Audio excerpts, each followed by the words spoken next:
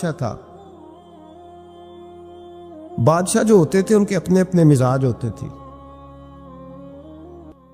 اس بادشاہ نے 4 5 6 کتے رکھے ہوئے تھے، اور کتے بڑے بڑے کتے تھے، اور بڑے وہ خون خار کتے تھے، چیر پھاڑ کھا جاتے تھے، شیر جتنے ان کے قد تھے۔ بادشاہ تھوڑا سا کسی آدمی سے ناراض ہوتا نا، تو ایک بہت بڑے پنجرے کے اندر ایک بہت بڑا سلاخوں کا گھر اس نے بنایا ہوا تھا، اس میں کتے ہوتے تھے، اور کتے کو جب باندھ کے رکھا جاتا ہے تو زیادہ زہریلا ہو جاتا ہے، وہ زیادہ اس کے اندر کرواہٹ آتی ہے، زیادہ کاٹتا ہے۔ اس نے قید کیے ہوئے تھے، کتے تو بڑے زہریلے تھے۔ جس آدمی سے بادشاہ تھوڑا سا ناراض ہوتا نا، تو وہ کتے کے آگے اس آدمی کو ڈالتا، کتے اس کو چیر پھاڑ کے کھا جاتے۔ یہ سزا تھی، لوگوں کو پتا تھا۔ بادشاہ کے وزیر نے بڑی خدمت کی بادشاہ کی، 35 سال تک نوکری کی، لیکن ہر سورج نے غروب تو ہونا ہی ہوتا ہے نا، ہر چاند نے ڈلنا بھی ہوتا ہے۔ اب بوڑھا ہونے لگا، وہ جو مضبوط حافظہ تھا وہ کمزور ہونے لگا، ہلکی ہلکی غلطی۔ بادشاہ مزاج کا بادشاہ تھا، پر نہیں سمجھ میں آیا، تو میں نے کہا کہ لوگ کہتے ہیں ہمیں کام پیارا ہے، چم نہیں، تو رشتہ وفا کا تھا ہی نہیں۔ وزیر سمجھنے لگا کہ اب نہ میں بھی غلطیاں کرنے لگا ہوں، تو ایسا نہ ہو کسی دن میں بھی ان کتوں کا شکار ہو جاؤں۔ اس نے بادشاہ سے کہا کہ بادشاہ،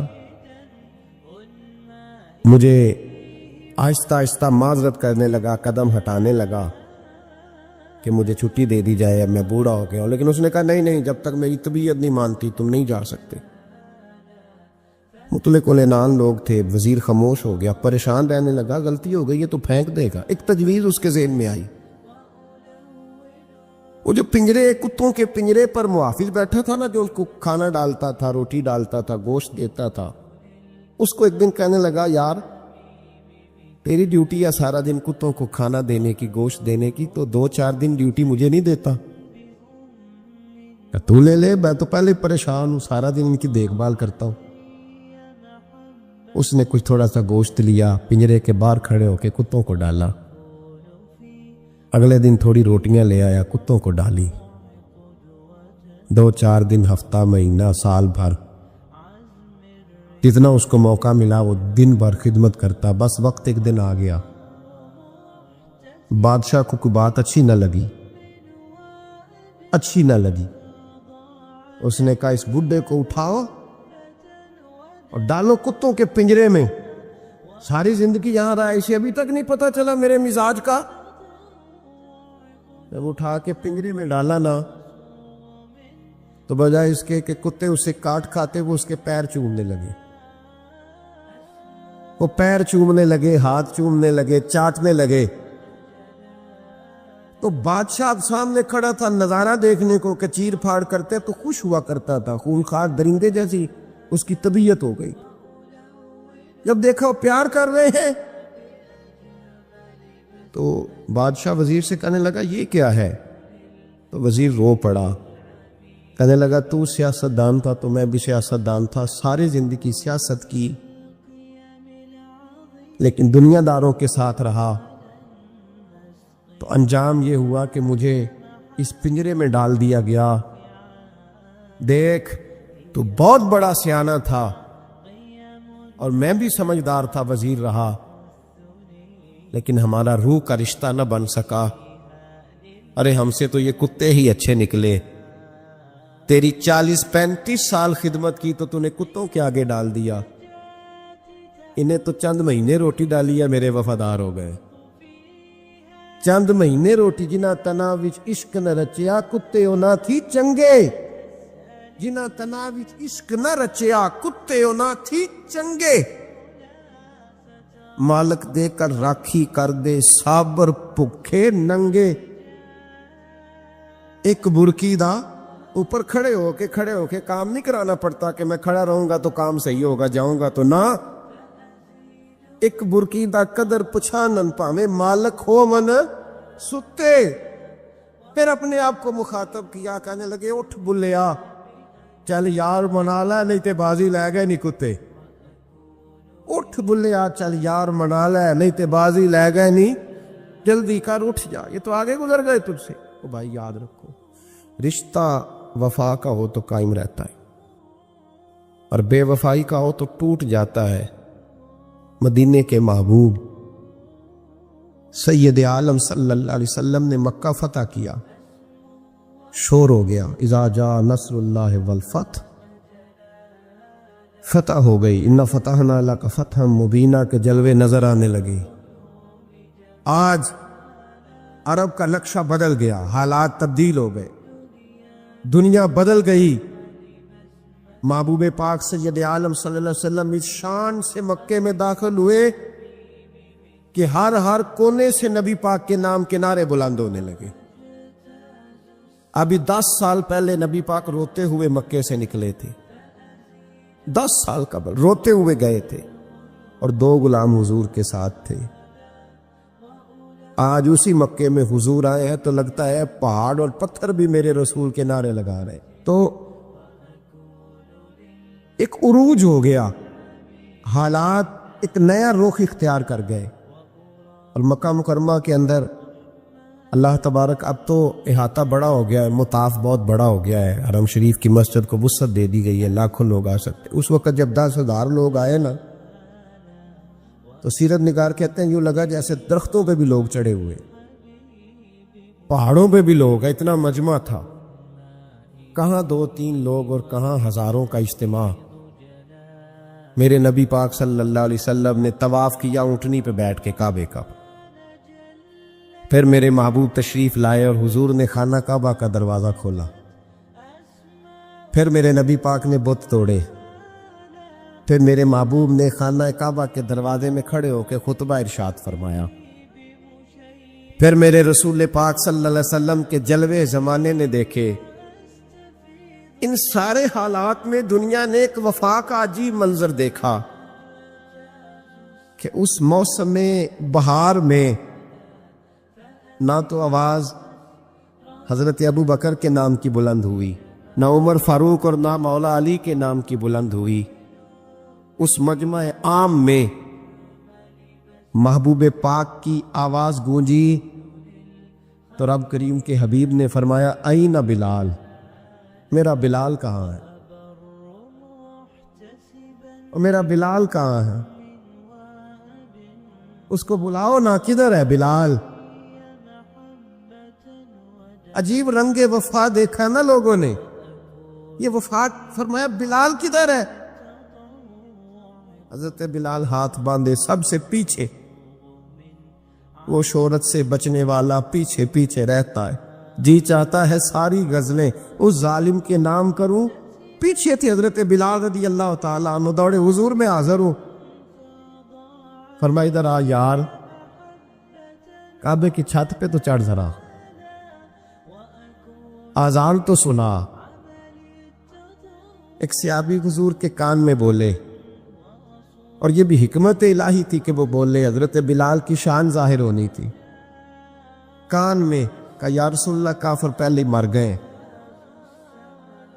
پہلے کوئی حال نہیں ان کا، آج تو بالکل ہی ختم ہو گئے حضور، آج آپ کا سکہ چل گیا ہے، بلال کے بڑے دشمن ہیں، بلال کو رہنے دیں، کوئی اور نہ آج اذان دے دے۔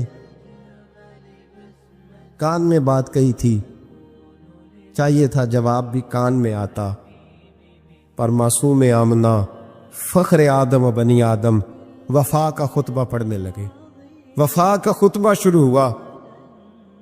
میرے حبیب علیہ السلام نے فرمایا، کان میں بات کی تھی، حضور کان میں جواب دیتے، لیکن حضور نے فرمایا چپ کر یار، تو نے عجیب بات چھیڑ دی ہے، جب مکے میں پتھر کھانے ہو تو بلال، اور جب بدر میں تلواریں چمکے تو بلال، احد میں پتھر برسے تو بلال، اور گلے میں کس کے رسی باندھ کے سے مکے کی گلیوں میں گھسیٹا جائے تو بلال محمد محمد کہے، اور آج اللہ عزتیں دے تو کسی اور کو چڑھاؤں، فرمایا چپ کر کے سارے نیچے کھڑے رہو، آج کعبے کی چھت پہ بلال کھڑا ہوگا تو میں دنیا کو بتاؤں گا وفا کس چیز کا نام ہوا کرتا. بلال ہی چڑھے گا کعبے کی چھت پہ. کس نے ذروں کو اٹھایا اور صحرا کر دیا؟ یہ کس نے قطروں کو ملایا اور دریا کر دیا؟ اور کس کی حکمت نے یتیموں کو کیا در یتیم اور غلاموں کو دنیا بھر کا مولا کر دیا؟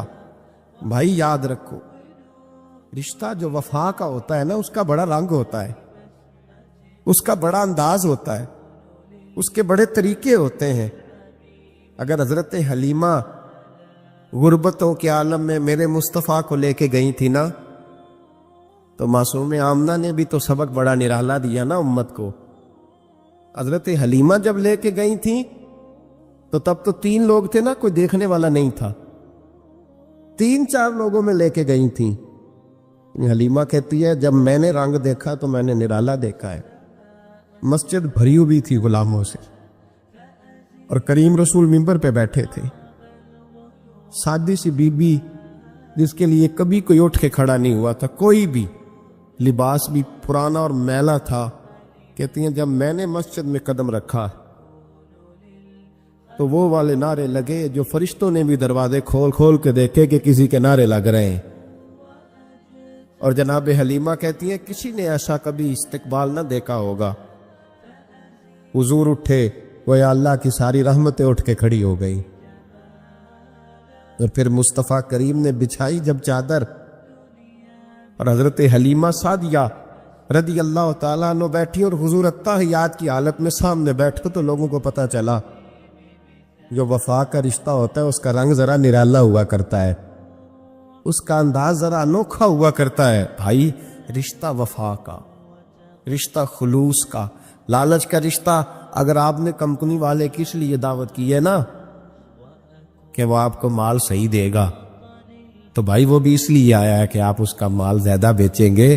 اگر آپ کسی رشتہ دار کے ساتھ اس لیے تعلق رکھتے ہیں نا کہ اس کے پاس پیسے زیادہ ہیں، تو وہ بھی اس لیے آپ کے ساتھ تعلق زیادہ رکھے گا کہ کبھی کبھی چلو گاڑی چلا لے گا، کبھی کبھی میرے کسی کام آ جائے گا. یہاں خلوص دیکھو، یہاں اگر آپ کے ہاں خلوص ہے تو پھر سامنے بھی آپ کو بڑا خلوص ملے گا. نبی پاک سید عالم صلی اللہ تعالی علیہ وسلم نے رشتوں کی مضبوطی کا حکم دیا ہے. عرض کی یا رسول اللہ صلی اللہ علیہ وسلم، صحابی نے پوچھا حضور مجھے سب سے زیادہ کس صدقے کا ثواب ملے گا؟ ترغیب و ترغیب میں حدیث موجود ہے. حضور کس صدقے کا ثواب سب سے زیادہ ہے؟ تو اللہ کے رسول نے فرمایا تیرا رشتہ دار ہو تجھ سے ناراض ہو اور ضرورت مند ہو، تجھ سے ناراض ہو ضرورت مند ہو تیرا اپنا، اس کو تو اگر صدقہ دے گا تو اللہ تجھے سب سے زیادہ اجر عطا فرمائے. ہمارے رشتے ہیں ضرورت کے، لالچ کے. جب تک لالچ پورا ہوتا ہے رشتہ ہوتا ہے.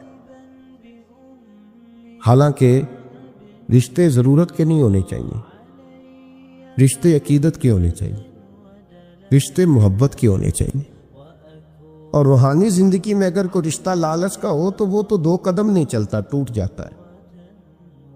عقیدت اور محبت اور احترام کا جو رشتہ ہوتا ہے وہ مضبوط ہوتا ہے، وہ ہمیشہ چلتا ہے، اس کے اندر پختگی ہوتی ہے. وفا اس رشتے کے اندر آتی ہے جس رشتے کے اندر کوئی لالچ. ہمارے زمانے کے اندر یہ شور ہو گیا ہے کہ کام پیارا ہے چام نہیں پیارا. اس شور نے رشتوں میں کمزوری ڈال دیا، دراڑیں پیدا کر دی. ہم لوگوں کو پیار ہو گیا ہے سامنے والا کتنا، اور جب تک ہمارے کام کا کوئی شخص رہتا ہے تب تک ہمارا تعلق بھی رہتا ہے، اور جب وہ ہمارے کام کا نہیں ہوتا تب تک ہمارا اس کے ساتھ تعلق ٹوٹ جاتا ہے. یاد رکھیے میرے بھائی، جب رشتے کی یہ بنیاد ہو نا پھر اس میں وفا نہیں ہوتی. پھر اس میں وفا، آپ کہتے ہیں سامنے والا وفا نہیں کر رہا، تو بھائی وفا کی بنیاد ہی نہیں تھی یہ رشتہ.